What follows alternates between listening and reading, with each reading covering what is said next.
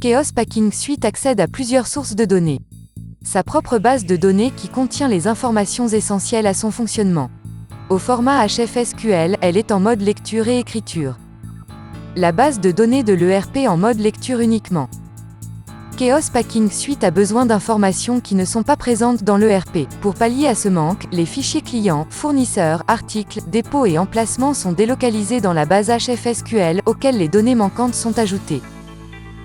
La mise à jour des fichiers sera automatique, planifiée et paramétrée dans l'interface administration. Description des flux dans le cas du traitement d'une commande, vente ou achat.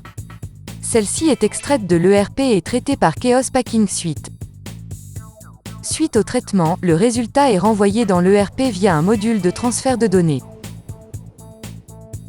Ce module, nommé API ou SDK, est autorisé à écrire dans l'ERP. Le cycle est terminé. L'ERP est à jour des modifications apportées par Chaos Packing Suite.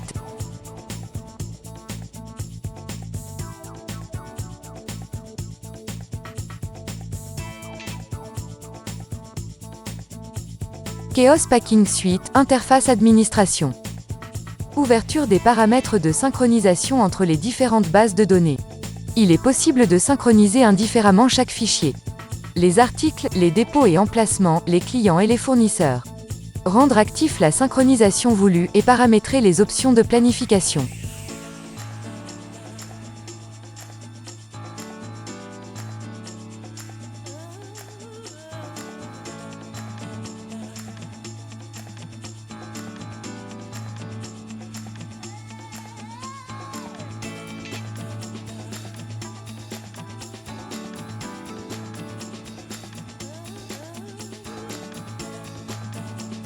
Par défaut, Chaos Packing Suite procède à une synchronisation de chaque fichier au démarrage de l'interface administration.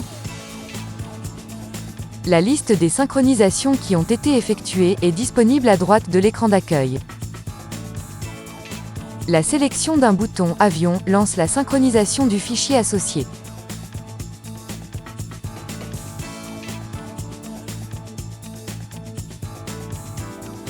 La sélection du bouton « Synchroniser immédiatement » lance toutes les synchronisations.